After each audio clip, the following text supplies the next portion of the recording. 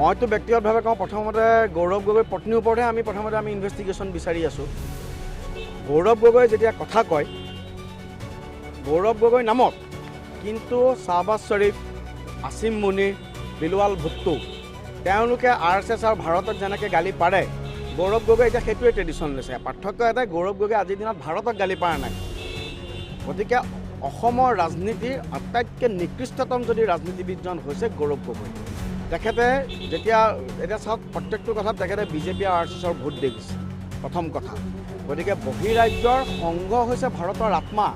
মই গৌৰৱ গগৈ ডাঙৰীয়াক অনুৰোধ জনাম, জৱাহৰলাল নেহৰুৰ দিনত RSSক 1963 চনত কেনেদৰে দিল্লীৰ ৰাজপথত ৰিপাব্লিক ডে পেৰেডত অংশগ্ৰহণ কৰিবৰ কাৰণে নিমন্ত্ৰণ কৰিছিল, তেখেতৰ প্ৰয়াত পিতৃ তৰুণ গগৈ ডাঙৰীয়াই কি কৈছিল সেইখিনি প্ৰথম কথা তেখেতে চাওক। ছেকেণ্ড কথা, আজিৰ দিনত আপুনি চাওকচোন, ভাৰতৰ ৰাজনীতিত গৌৰৱ গগৈ ডাঙৰীয়া তেওঁৰ পৰিয়াল এটা সন্দেহযুক্ত পৰিয়াল হিচাপে পৰিগণিত হৈছে। যিজন ব্যক্তিয়ে পাকিস্তানী টকাৰ ওপৰত তেখেতে কৈ আছে বাৰম্বাৰ, তেখেতৰ ঘৈণীয়েক, মইতো কওঁ যে তেখেতৰ ঘৈণীয়েকৰ ওপৰতে ফাৰ্ষ্ট ইনভেষ্টিগেশ্যন হ'ব লাগে। ইনভেষ্টিগেশ্যন চলি আছে, ইয়াতকৈ লাজৰ কথা কিবা আছে নেকি? গৌৰৱ গগৈৰ ঘৈণীয়েকৰ ওপৰত যিটো দাবী উত্থাপন হয়, তাতকৈ লাজৰ কথা কিবা আছে নেকি? গতিকে এইজন ব্যক্তি আজিৰ দিনত মই খুব হাৰ্ড হিটিং ষ্টেটমেণ্ট দিছোঁ আৰু খুব আচৰিত হৈছোঁ যে কথাই প্ৰতি সংঘৰ নিচিনা এজন হেৰি। গতিকে ইনভেষ্টিগেশ্যন ৰেজিষ্ট্ৰেশ্যনটো এতিয়া গৌৰৱ গগৈৰ হ'ব লাগে।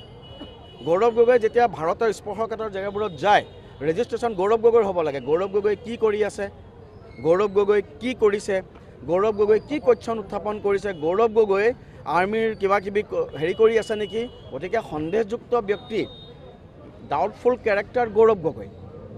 গতিকে তেওঁ সেইটো কথা ক'লে আৰু মই এইটো আচৰিতো হ'ব লগা নাই, কাৰণ বিলৱাল ভুট্টোৱে যি কথা কয়, পাকিস্তানৰ প্ৰধানমন্ত্ৰীয়ে যেনেকৈ RSSৰ কথা কয়, বা পাকিস্তানৰ যে সেনাধ্যক্ষজন আসিম মুনিৰ যেনেদৰে RSSৰ কথা কয়, গৌৰৱ গগৈ সেইটো চুটলিপিতে কথা কয়। গতিকে এইটো গৌৰৱ গগৈৰ কথা কোৱা নহয়, পাকিস্তানৰ চুটলিপি নিশ্চয়।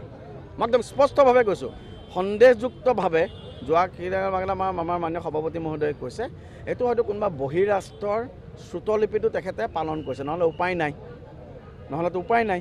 কাৰণ আমি এতিয়া বিভিন্ন কথা শুনি আছোঁ।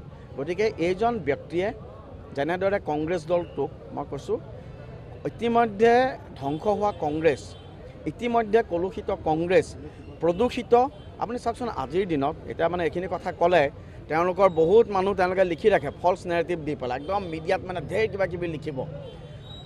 যিজন ব্যক্তি আপুনি চাওক, ইয়াৰ পৰা বহুত যোৱা আমাৰ বহুত স্বনামধন্য অসমৰ ব্যক্তি সৰুতে গৈ পেলাই ইংলেণ্ড আমেৰিকাত বাস কৰিছে, কি সুন্দৰ অসমীয়া কথা কয়, কি সুন্দৰভাৱে অসমীয়াটো কয়।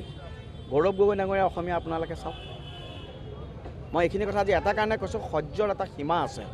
গৌৰৱ গগৈ 1000 বাৰ জন্ম ল'লেও RSSৰ নাম মুখত নলোৱাৰ তেখেতৰ যোগ্যতা হোৱা নাই। RSSৰ ভৰি ধোৱা পানী খাবলৈ গৌৰৱ গগৈৰ যোগ্যতা নাই, মই সেইটো কথা কৈছোঁ।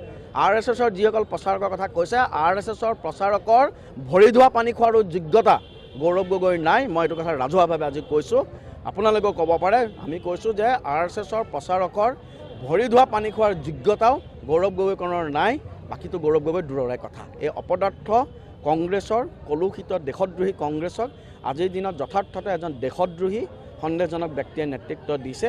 এই কংগ্ৰেছ আৰু ধ্বংস হ'বলৈ বেছি দিন নাই।